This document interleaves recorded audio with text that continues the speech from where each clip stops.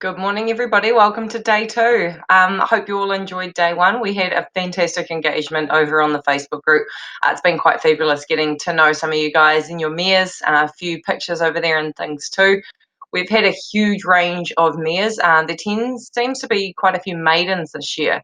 So I just thought I'd quickly mention what I had mentioned to some of you in the group, which is that maidens tend to not exhibit what we call the normal signs of foaling as much as, say, for example, an experienced mare who's had foals before. So in terms of things like wax and being restless and those sorts of things, the only three foalings that I've ever missed on the farm when I've been working have all been maidens who I've checked.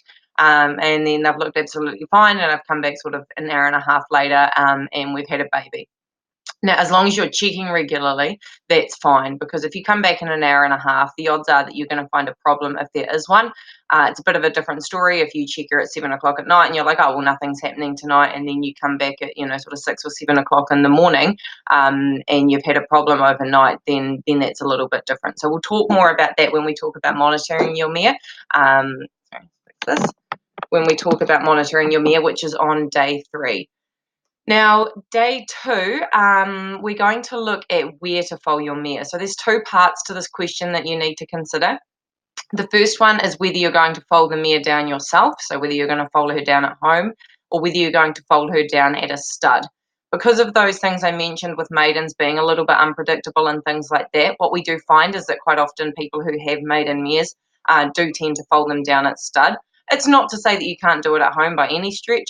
Just for some people, it's more of a security thing to know that someone else is looking after their mare. Though I did talk to someone on the group yesterday who didn't have such a good experience with a stud foaling down their mare. But for the most part, they have 24/7 supervision, and if you don't know what you're doing, that can be just a little bit of security and comfort for you. So you need to look at whether you're going to foal your mare down at home or whether you're going to foal her down on a stud. And then if you are going to foal her down at home, there's a few other things you're going to need to consider. So, for example, are you going to foal her in a box or are you going to foal her outside? Here in New Zealand, unless the weather is absolutely pouring down, we tend to foal outside. Personally, I'm a fan of foaling outside.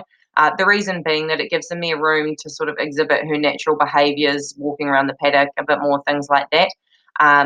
If there's a problem, it's easier for you to get out of the way, so the odds of you or the mare becoming injured are a lot less because there's a lot more space to move. So if she rolls and starts thrashing or something, it can be quite hard to get out of the way in the box. And the third reason is that it's very messy foaling in a box. So a lot of fluid comes out when we break water. So you do need to sort of change the boxes after that. So it's not to say that you can't do it. And I know that over in particularly in the Northern Hemisphere where they're often snowing during foaling season and things like that, it's an absolute no-brainer. But if you do have the choice, just have a think about what that might mean. Things like lights are important. So how are you going to if your mare foals at nighttime, which most of them do, how are you going to be able to see what's happening? Do you have floodlights? Can you foal her near the stable where you can use the stable lights? I've had people do things like use car lights, so pull up their cars or their quad bikes and turn on the headlights and use those as lights. All sorts of things that you need to consider. What's the weather going to be? How close to your house is it for checks? And, how long does it take you to get there and things like that. So all of that information is contained in the worksheet for today. So you can download that worksheet like you did yesterday. And then pop over and post your assignment on our assignment comment like you did yesterday again. There's a one that says this is where you'll post your day 2 homework. The link is just in one of the boxes below this video. So you can get over onto that link. And again, you can either type it directly into the comment box, or if you prefer to download the worksheet right into the worksheet and then upload a photo of that, that's absolutely fine too. I am still working my way through some of the day one's homework. I actually work full-time in a completely non-horse related job, and things are pretty busy at the moment. So if I am a little bit slow getting back to your homework, please don't stress. I do tend to be a bit more sort of homework heavy in the evenings.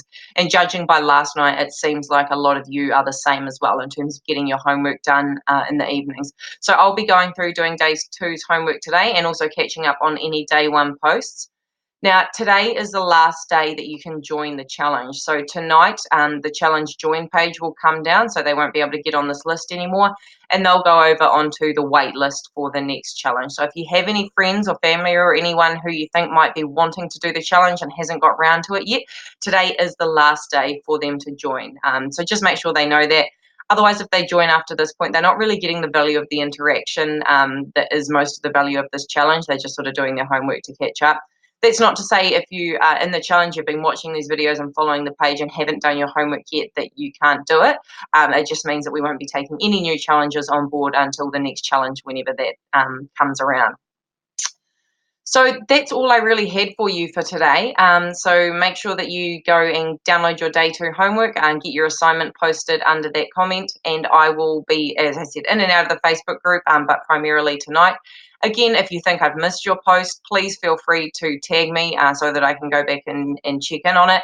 But I do try and be pretty vigilant in terms of discussing with everybody. So also feel free to update your posts. I know some of you have been away and emailed previous owners and studs and things like that. So if you get more information, please feel free to come and pop that on the post and provide us with the additional information that you've got. Well, that's it. I look forward to seeing your homework. Today is a really good one to read other people's ideas and what they've done. If you've already decided what you're doing with your Mia, you've already decided that she's going to study, you've decided that she's folding at home, please still go through today's homework and try and approach it with sort of a fresh eyes kind of perspective, and just think through, what the decision making behind that process is. You might come up with exactly the same decision, but you also might decide, actually, I hadn't thought about that, that's something I need to consider, or I'm going to change it based on that information. So approach it with a fresh set of eyes. I'll leave you guys to it because you've got plenty of homework to do, your horses to feed and all sorts of things. So I'll see you over in the group, and I'll catch you back here for day 3 tomorrow if I don't talk to you before. Thanks, guys. Bye.